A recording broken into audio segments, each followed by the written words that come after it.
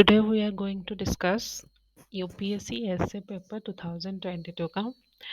It's not a deep or any kind of video where you get to know ऐसे कैसे लिखे जाते हैं, ऐसे का क्या टिप्स है कि हम लोग 150 अबव 160 अराउंड क्रॉस करें. ऐसा कुछ भी नहीं है.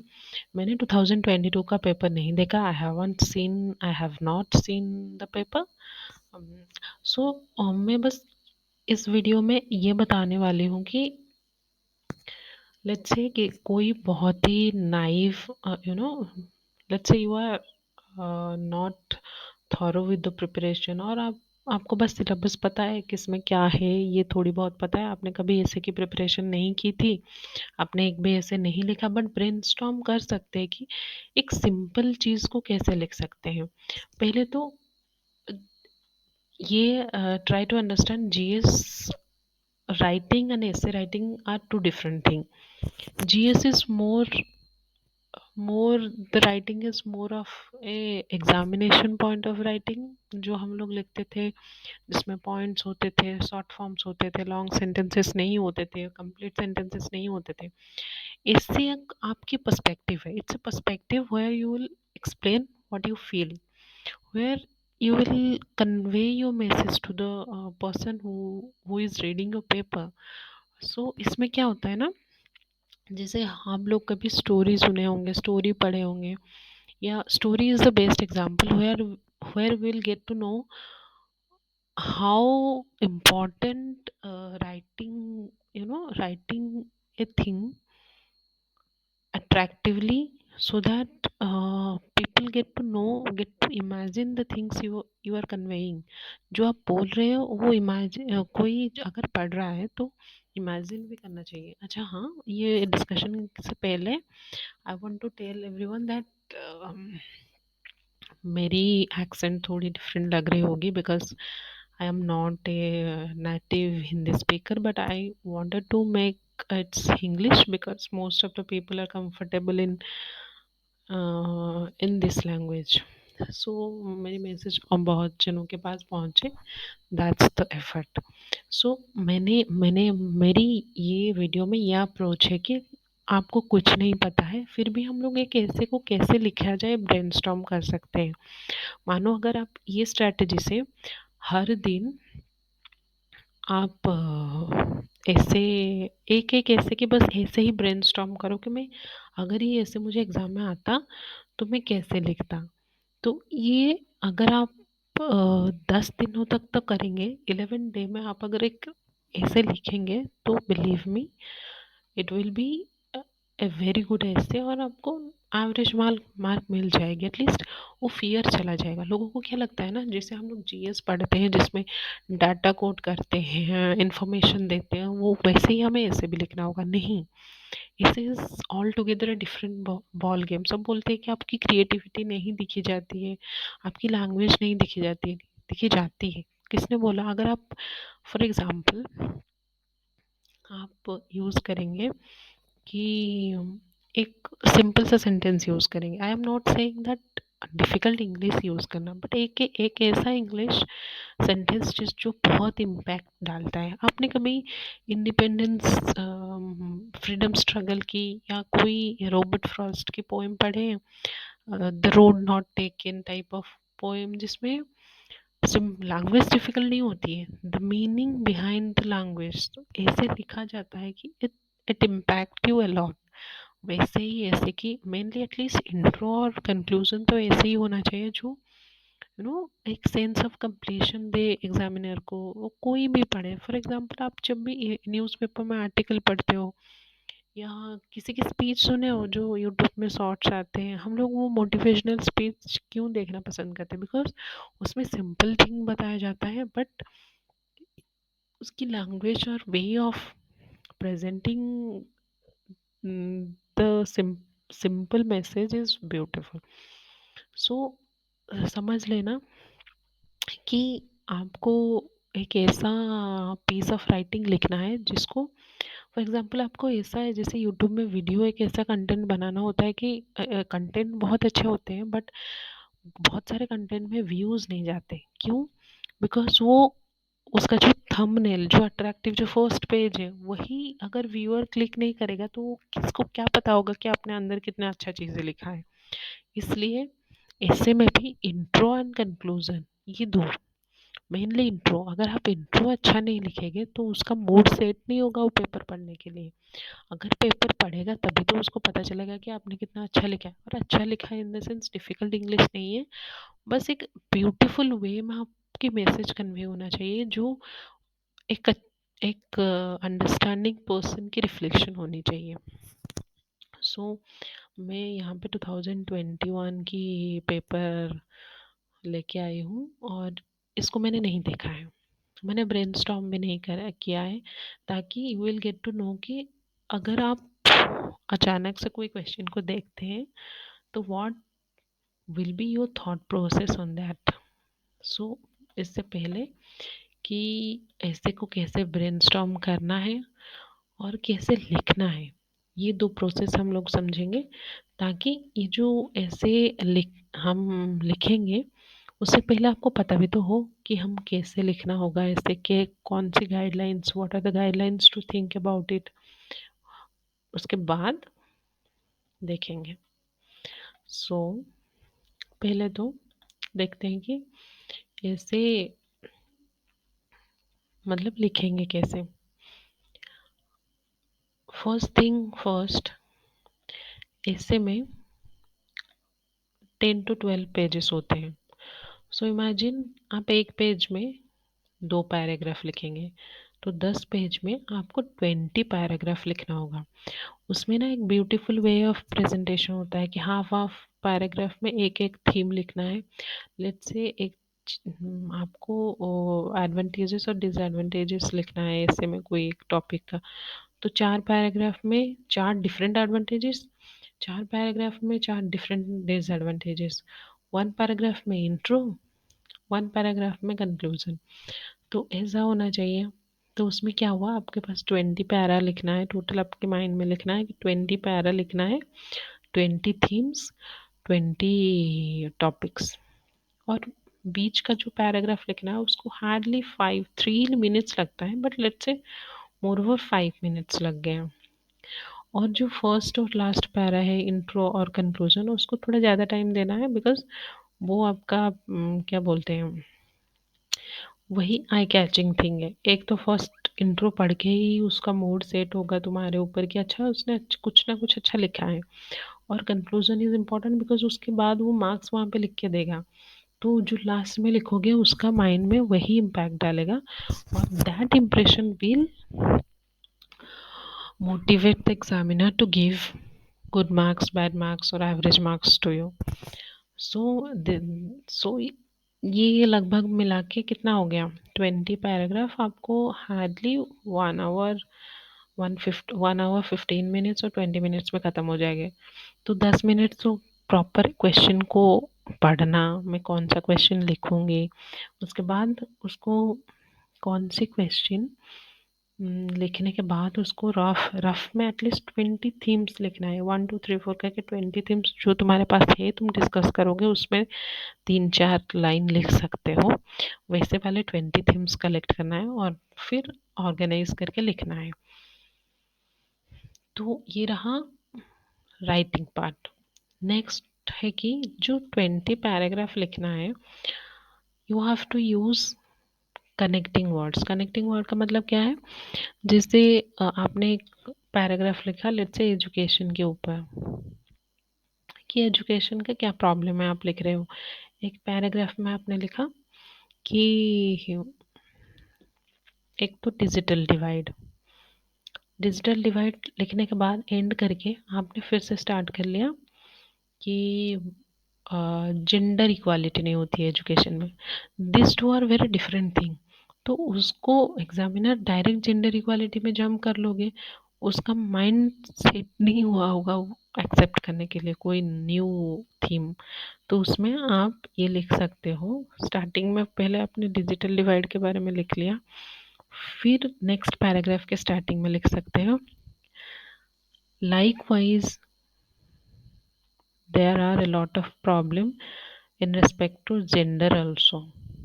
तो उसमें उसको पता चल गया कि अच्छा इसके बाद हम लोग कुछ और डिस्कस कर रहे हैं, कुछ और प्रॉब्लम जो जेंडर रिलेटेड है, फिर जेंडर डिवाइड को लिखना है। That is the connecting word. First paragraph और सेकंड पैराग्राफ को कनेक्ट करके ये दिखाता है कि अच्छा हमने नेक्स्ट और एक प्रॉब्लम डिस्कस किया है और वो जेंडर रिलेटेड इशू है। तो कनेक्टिंग वर्ड तो बहुत है। आज, likewise, moving on, let's think about it, ऐसे करके आप जितना अट्रैक्टिव बना सकते हो पैराग्राफ को कनेक्टिंग वर्ड से, उतना क्यूरोसिटी उसमें ना, कनेक्टिंग वर्ड में थोड़ा कम्युनिकेटिव फील होता है। जिससे हम लोग लिखते हैं वो बहुत ही थियोरेटिकल फील होता है। अगर आप देखना नॉवेल्स पढ़ने में इतना रियलिस्टिक कैसे लगता है कि कोई किसी को नॉवेल में प्रपोज कर रहा है, कोई अपनी लव स्टोरी एक्सप्लेन कर रहा है, वो इतना रियलिस्टिक इसलिए लगता है बिकॉज वो फर्स्ट पर्सन में लिखा होता है मोस्टली। और उसमें ना एक्सपीरियंसेस को इतने अच्छे से कनेक्टिंग वर्ड से लिखा होता है कि आप इमेजिन करने लगते हो। That should reflect on your ऐसे। फिर लास्ट में एग्जामिनर सबकी कॉपी तो पूरा अच्छे से नहीं देखता, तो कॉपी में ऐसा क्या देखना इम्पोर्टेंट है जिससे उसको लगेगा कि अच्छा ओवरव्यू उसका अच्छा रहेगा, कि अच्छा इसने बहुत सारे पॉइंट्स कवर किए हैं। याद रखना एक पैराग्राफ में जो मेन थीम होगा, लेट्स से आपने जेंडर इक्वालिटी लिखा है एक पैराग्राफ में, जेंडर इक्वालिटी जो बीच में एक वर्ड आएगा उसको कैपिटल में लिखना है। और उसमें अगर कुछ ऐसा सेंटेंस है जैसे फॉर एग्जांपल आपने कोई रिपोर्ट कोट किया, कोई ग्रेट पीपल की थॉट्स या मैसेज शेयर किया, तो लेट्स से आपने मलाला की ये वाला लिखा कि one pen and one teacher can change the whole world, तो उसको हाईलाइट कैसे करना है, अंडरलाइन करके। याद रखना sentence underline, words capital letter. तो ये this is all about your presentation aspect. तो before going to the question paper to discuss, just fix your mind and recall all these processes what we have discussed, how to present. Total 10 pages, 20 para, one para, one theme, one para, 5 minutes, first and last para, that is intro and conclusion, 7 to 10 minutes. फिर उसमें each para to second para connect with the connecting words, or in each para the important words should be in capital letter, important message or important attractive sentences should be underlined। ठीक है। फिर second आया कि ये तो चला गया कि हम ऐसे कैसे लिखेंगे। फिर ऐसे पढ़ने के बाद इस ऐसे में क्या लिखना चाहिए, दैट इज इम्पॉर्टेंट। तो रिमेम्बर, कोई भी ऐसे हो, वो आजकल तो ऐसा हुआ है, हवा मचाए फिलोसॉफिकल ऐसे का, but I guess philosophical essay is much more easier because you have the scope of writing anything, anything in philosophical essay अगर आपको मीनिंग समझ गए। और इसका डिमेरिट ये है कि एग्जामिनर भी अपनी व्यू के हिसाब से मीनिंग दे सकता है, और आपका भी अलग व्यू हो सकता है। That is a problematic thing, because education के ऊपर ऐसे लिखोगे तो एग्जामिनर का क्या ही व्यू रहेगा उसमें, वो तो वही पढ़ेगा सेम कि एजुकेशन का प्रॉब्लम ही है, एजुकेशन के लिए सोल्यूशन ही है, वो तो उल्टा नहीं बोलेगा कि सोल्यूशन नहीं देना है। बट फिलोसॉफिकल ऐसे is all together a different game. But अगर आप ये जो स्ट्रैटेजी मैं इस स्लाइड में दिखा रही हूँ उसके हिसाब से करेंगे तो मोस्ट ऑफ द फिलोसॉफिकल ऐसे कि एवरेज कंटेंट तो एक्सट्रैक्ट कर ही लेंगे। तो याद रखना, कोई भी ऐसे टॉपिक देखने में पहले तो उसको उसके वर्ड्स की मीनिंग खोज लेना है। मोस्टली वर्ड्स में इतना डिफिकल्ट वर्ड नहीं होता, अगर कोई वर्ड है तो उसकी हिंदी वर्जन देखना है, सोचना है इसका मीनिंग क्या है। उसके बाद पूरा सेंटेंस के मीनिंग आपको पता चल गया, तो उससे रिलेटेड पहले एक स्टोरी सोचना है, because story is interesting, easy to remember. और हम लोग एटलीस्ट सब तो कोई ना कोई स्टोरी जाने ही होंगे, सबको तो कुछ ना कुछ पता होगा story, whether it's rabbit and tortoise story, या वो जो क्या बोलते हैं crow, intelligent crow story, this, या दैट ग्रेप्स एंड फॉक्स वाला स्टोरी। ये सारी सिंपल सिंपल स्टोरीज है और कुछ ना कुछ इसमें मॉरल लेसन्स होता है जो तुम फिलोसॉफिकल ऐसे में लिंक कर सकते हो। आफ्टर दैट अगर स्टोरी नहीं होता है तो poem, quotes, anecdotes. These things are very subjective. अगर आपके पास है तो है, नहीं है तो नहीं है. But one thing is, कोई भी अगर कोई भी टॉपिक को आप न्यूज़ के साथ रिलेट कर सकते हो, ये बहुत ईजी है. बिकॉज हम लोग न्यूज़पेपर से हर दिन पढ़ते हैं और इंसिडेंट्स अच्छे से याद रहते हैं. थोड़े बहुत उसको ड्रॉ करके अगर आप लोग टॉपिक को ले आ सकते हो तो that was a beautiful thing. जैसे रशिया यूक्रेन के वार, सबको पता है बेसिक कि रशिया और यूक्रेन के वार हो रहा है. बहुत सारे स्टूडेंट्स, हमारे मेडिकल स्टूडेंट्स और जो से वहाँ पे रह रहे थे रेसिडेंट्स, वो वापस इंडिया में आए. इंडिया ने बहुत सारे हेल्प भेजा हमारे इंडियन डायस्पोरा को. और बहुत सारे, जैसे अभी डिवाइड हो गया है नाटो एंड रशियन थिंग, ये सारी चीज़ें पता है. तो इसको अगर हम लोग इंटरनेशनल एथिक्स के बारे में बात करेंगे, न्यूक्लियर वेपन वाले कोई ऐसे हो, या नॉन अलाइनमेंट के बारे में ऐसे हो, वार के बारे में ऐसे हो, या इंडियन फिलोसफी के बारे में ऐसे हो, तो हम लोग ये इससे स्टार्ट करके हम लोग अटेंशन टॉपिक में ड्रॉ कर सकते हैं. सेकेंड थिंग इज, ये तो हो गया इंट्रो में. कंक्लूजन में हमेशा इंट्रो के हिसाब से, अगर आपको दो चीज़ याद आ रहा है, एक स्टोरी और एक पोएम, तो आइदर स्टोरी को इंट्रो में लिख दो, पोएम को कंक्लूजन में लिख लेना. या कोई दो वही न्यूज़ जो आया उसको लेट्स से अपने एक टॉपिक में पॉजिटिवली स्टार्ट किया, उस न्यूज़ को लेके, सॉरी उसको नेगेटिवली स्टार्ट किया, तो एंड में उसको पॉजिटिव बना के लेट्स से रशिया यूक्रेन के वार का एग्जांपल आपने इंट्रो में दिया कि कितना इंटरनेशनल एथिक्स का क्या इम्पोर्टेंस है टुडेज ग्लोबलाइज्ड वर्ल्ड में. तो आपने देखा उसको नेगेटिव कनोटेशन में स्टार्ट करके सब कुछ लिखा, फिर एंड में उसी टॉपिक से एंड करना कि due to Russia Ukraine war we realise the importance of this.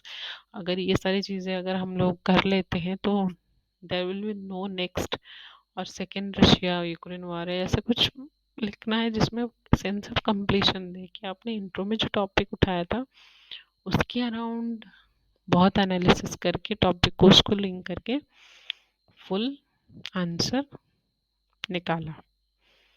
फिर उसके बाद the body of the subject. याद रखना, the best technique to write essay on any topic is कि जो जीएस की टॉपिक्स हैं मुंह में होना चाहिए. पहले world history, second is art and culture, third is modern history, fourth is society, fifth is geography. GS1, GS2 में है क्या, polity, governance, social justice, IR. GS3 में इकोनॉमी, एग्रीकल्चर,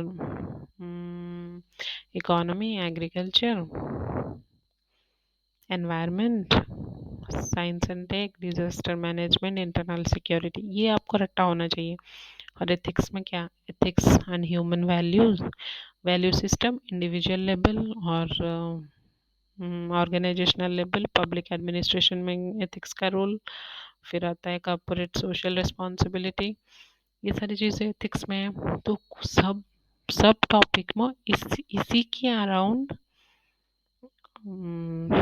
पॉइंट्स ढूंढना है. पूरा GS1 से आपको स्टार्ट करना है, GS4 में लिखना है एक पैराग्राफ एक थीम के बारे में. जैसे कोई भी टॉपिक को आपको पहले हिस्ट्री से लिंक करना है, फिर ज्योग्राफी से लिंक करना है, फिर इकोनॉमी से लिंक करना है, देन आफ्टर द ऑल दो स्मॉल स्मॉल सब टॉपिक्स उसमें एक एक लिंक करके सबका एक एक पैराग्राफ डालना है, ताकि जितना जितना भी डिफिकल्ट ऐसे है उसके बहुत सारे डायमेंशन आ जाते हैं, वेदर इट्स सिंपल और नॉन इम्पॉर्टेंट, बट उसके अच्छे से डायमेंशन आ जाते हैं जो it will give a holistic view to your essay.